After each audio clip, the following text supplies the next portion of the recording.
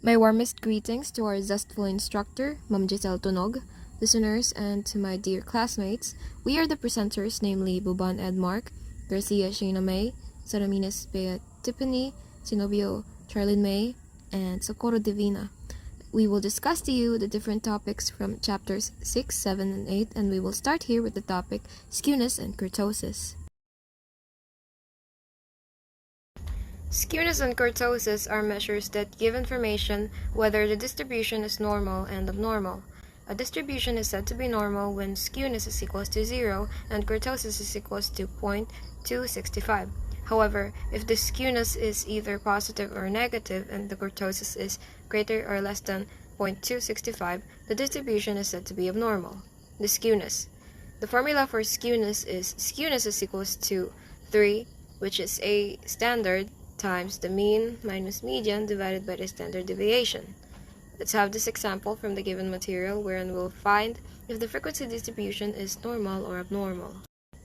These are the given scores and their corresponding frequency, which equates to the sample size of 50, symbolized by the lowercase n. The solution is to construct columns of the scores, lowercase f, which is the frequencies, the deviation, frequency deviation, the ft squared, and the cumulative frequencies. The summation of frequency distribution equates to -5, and the ft squared is 121 in totality, while the median value is 29.5. To solve for the mean, the formula is the assumed mean plus the summation of ft divided by the sample size times the interval. The assumed mean would be equals to 32, and the value for the summation of ft, which is the -5 divided by the sample size of 50 multiplied next to 5, and we will get the mean value of 31.5.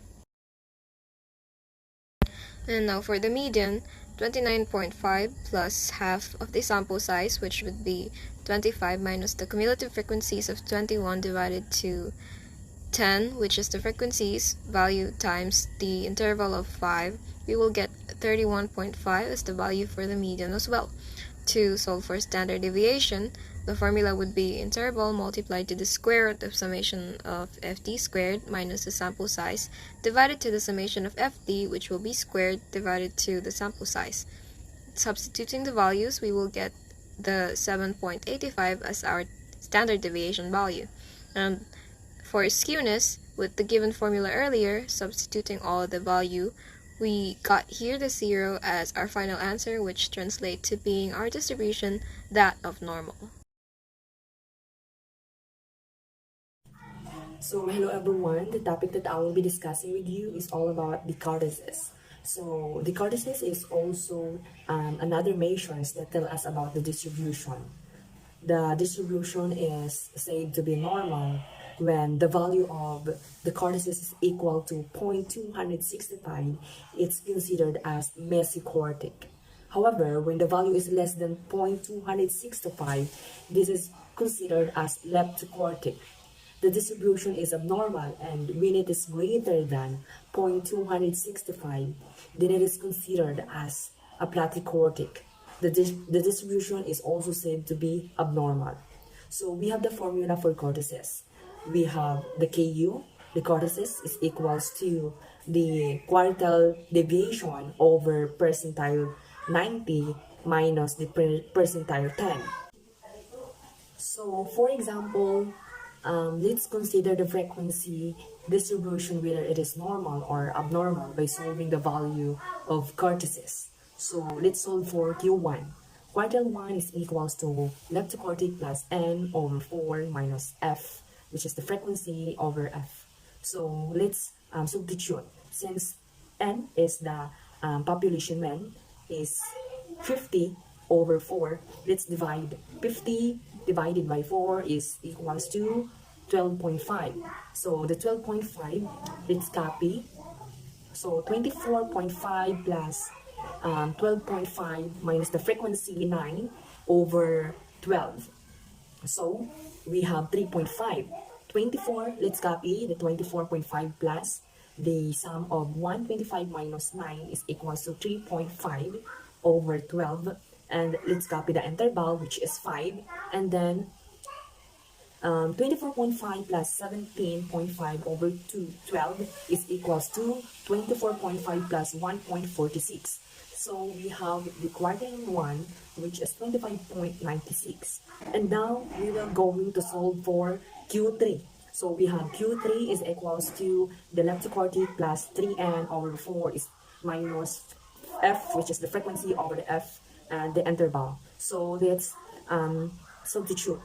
Since 3n, since n is the mean population is 50, let's multiply it by 3. So we have 150. So the 150 divided by 4, we have 37.5. So we have the quartile 3. So 34.5 plus 37.5 minus the frequency 31 over 11. Then we will copy the interval, which is 5. So let's copy the 34.5 plus. So the answer of 37.5 minus 31 is 61.5. Then let's copy that. And also the interval, which is 5. And the next one is 34.5 plus, let's combine 34.5 plus 2.95, which is the answer of the 32.5 plus the 34.5. We have 2.95. So therefore, we have the quartile 3, 5.74. To solve for percentile 10, we have P10 is equals to left quartic plus 10n over 100, since we are finding the percentile. So 100 minus frequency over the f and the interval. So again, let's substitute. 10n is 10, since the population mean is 50, so let's multiply 10 times 50, we have 500. Over 100, we have 5. So therefore, we have 19.5 plus the answer of the 100.4 over 5. Let's copy the interval, which is 5. And then 19.5 plus the divided by 5.4, we have 1. So let's copy the 5, which is the interval, and then let's combine the 19.5 plus 1. Therefore, we have the percentage 10, which is 20.5. So the last one that we are going to solve is the percentile 90 equals the left quartic plus 90, the n, which is the population n, over 100 minus the frequency. So let's substitute. Since n is the population n is 50, let's multiply it by 90. So 90 multiplied by 50, we have 4,500. Since it's percentile 90 over 100, so let's divide. 4,500 divided by 100, we have 45. So let's move to the solution. So percentile 90 equals 39.5 plus 45 minus 42 over 6. Let's copy the 5. So the answer would be 3. So 39.5 equals 3 over 6. Let's copy the interval 5. Then 39.5 plus 15 is equals over 16. Then we have 2.5. So the answer of 15 over 6 is 2.5. Therefore, the percentile 9 is 42. Since the cortices computed value, which is 0.267, is greater than 0.265, then the distribution is abnormal, or what we call platycortic. Indeed, the larger the cortices, the more peaked will be the distribution. The different graphs of squeeness. So squeeness is the shape of the distribution. The distribution is negatively skewed when the thinner tail is deviated to the left side. It is positively skewed when the thinner tail is deviated to the right, and it is normal when it is a bell shape. So as you can see in this graph, it is called positively skewed when the thinner tail is deviated to the right, while in the second graph, it is also called negatively skewed because it is deviated to the left side. And lastly, it is called normal skewed when it is a bell shape. The kurtosis. Kurtosis is another measure that tells about distribution. The distribution is said to be normal when the value of kurtosis is equal to 0.265 mesokurtic. However, when its value is less than 0.265 leptokurtic, the distribution is abnormal, and when it is greater than 0.265 platykurtic, the distribution is also said to be abnormal. So, Mesocritic, it is a statistical term that is used to describe the outlier characteristics or probability distribution in which extreme events or data that are rare is close to zero, while the term leptocritic is distribution of statistical with a kurtosis greater than 3. It can be described as having a wider or flatter shape with fatter tails resulting in a greater chance of extreme positive or negative events. So while the platycritic, it is also refers to a distribution which excess kurtosis value is negative. For this reason, a platycritic distribution will have thinner tails than a normal distribution will. It is resulting in fewer extreme positive or negative events. Chapter 7, Inferential Statistics. Inferential statistics deals with the analysis and interpretation of data. This statistic consists of different statistical tools or tests used in the analysis of interval, ratio, nominal, and ordinal data. These tests are used in making inferences from or on conclusions on larger groups, population, and generalization about them on the basis of information obtained by the study of one or more samples. The extent to which the use of these statistics can be done with accuracy depends on the goodness of the samples. The sampling techniques or procedures are also of great importance with regards to the use of these different statistical tests. Statistical tests can be grouped into two, the parametric and the non-parametric test. In parametric tests, the data must be distributed and the level of measurement must be either interval or ratio. The data are said to be normal when the value of skewness equals 0 and then the value of kurtosis is 0.265. The interval data provides the number that reflects difference among items. With interval scales, the measurement units are equal. Examples are scores of intelligence tests and time as reckoned from the calendar. They have no true zero value. The ratio scale is the highest type of scale. The basic difference between the interval and the ratio scale is that the interval scale has no true zero value, while the ratio scale has an absolute zero value. Common ratio scales are the measures of length, width, weight, capacity, and loudness, and others. Non-parametric tests. The non-parametric tests do not require normally of the distribution. Since skewness is the measure that will tell whether the data is normal or abnormal, if the value of the skewness is either positive or negative, the distribution is said to be abnormal. Aside from skewness, there is also kurtosis that tells whether the data is normal or abnormal. If the value of the kurtosis is greater or less than the 0.265 value, then distribution is said to be abnormal. Under these tests, the levels of measurements are nominal and ordinal data. Nominal data such as the male and female, yes or no responses, political affiliation, religious groupings, and other organizations. While on the other hand, ordinal data are data such as strongly agree, no opinion, disagree, and strongly disagree, and also other data which employs ranking. Hey everyone, I am Sheena May and I am going to discuss to you today the chapter 8, which is the parametric test. So what is parametric tests? So these are tests that require normal distribution and the level of measurement are expressed in interval or ratio data. So from the word itself, basically parametric, which means measured in meters, so it is expressed in interval or ratio data. When you say ratio data or interval, it uses the demonstration which is 1:2 or that is written in that way in ratio data. So the types of parametric tests are the T test, the Z test, the F test, analysis of variance, for the test of difference, and the R. Person conduct moment, coefficient of correlation, for the test of relationship or association, and the test for prediction and forecasting are the simple linear regression analysis and the multiple regression. So as we learned here, there are 4 types of tests. These are the T test, Z test, F test, and the analysis of variance for product moment coefficient of association. My topic is in the chapter 8, the parametric test. The t-test is used to compare two means, the means of two independent samples or two independent groups, and the means of correlated samples before and after the treatment. Ideally, the t-test is used when there are less than 30 samples, but some researchers use the t-test even if there are more data, 30 samples. It's a parametric test of difference, meaning that it makes the same assumptions about your data as other parametric tests.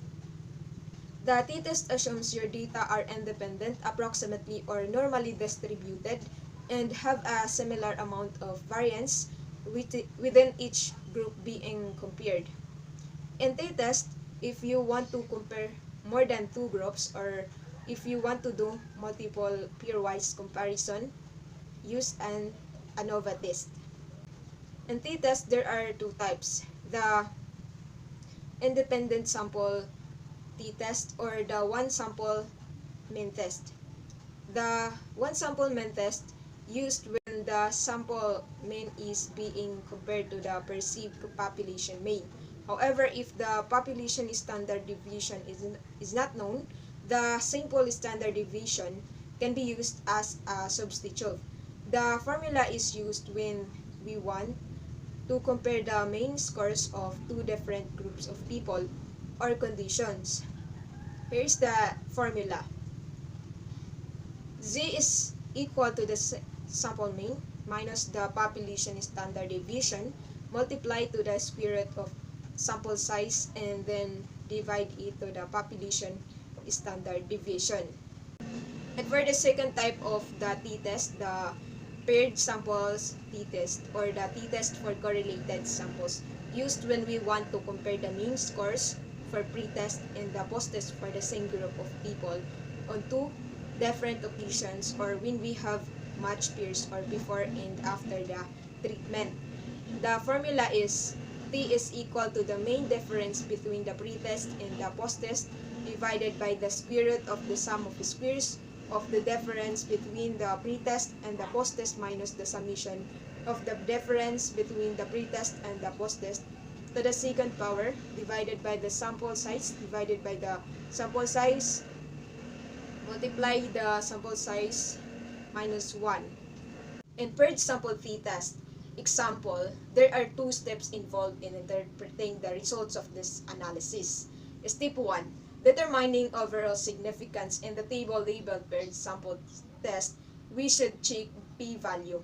If this value is less than 0.05 or 0.01, we can conclude that there is a significant difference between our two scores. In the example given, the probability value is 0.02. This value is substantially smaller than our specified alpha value of 0.05. Therefore, we can conclude that there is a significant difference in a participant's knowledge of ICT scores at time 1 and at time 2. The value and the degree of freedom were 2.23 and respectively. The mean difference in the two scores was 0.05 with a 95%. Step 2.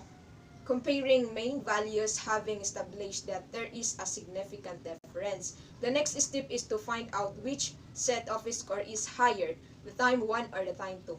In our case, the main participants' knowledge of ICT scores at time 1, the pre-test was 12.3 and the main score at time 2 post-test was 12.8. Therefore, we can conclude that there was a significant increase in participants' knowledge of ICT scores from time 1 prior to the intervention or to time 2 after the interventions.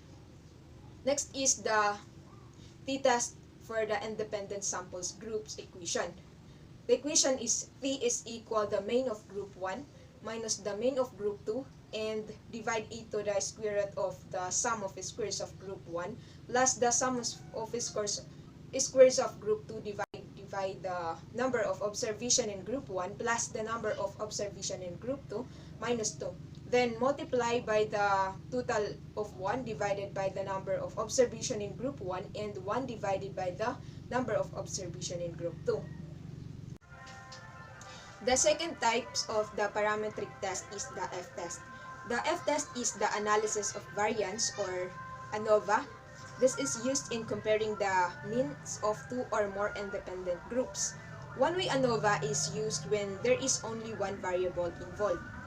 The two-way ANOVA is used when two variables are involved, the column and the row variables. The researchers is interested to know if there are significant differences between and among columns and rows. This is also used in looking at the interaction effect between the variables being analyzed. Like the t-test, the f-test is also a parametric test which has to meet some conditions in the data to be analyzed if they are normal and expressed in an interval or ratio data. This test is more efficient than other tests of difference. The third type of the parametric test is the z-test. The z-test is another test under parametric statistics which requires the normality of the distribution. It utilizes the two population parameters, which is the population standard deviation and population standard deviation. It is used to compare two means, the sample mean and the perceived population mean. It is also used to compare the two sample means taken from the sample population. It is used when the samples are equal or greater than 30. The z-test can be applied in two ways: the one sample mean test and the two sample mean test. The one sample mean test is used when the sample mean is being compared to the perceived population mean. However, if the population standard deviation is not known, the sample standard deviation can be used as a substitute. The formula: z is equal to the sample mean minus the population standard deviation multiplied to the square root of sample size and then divide it to the population standard deviation.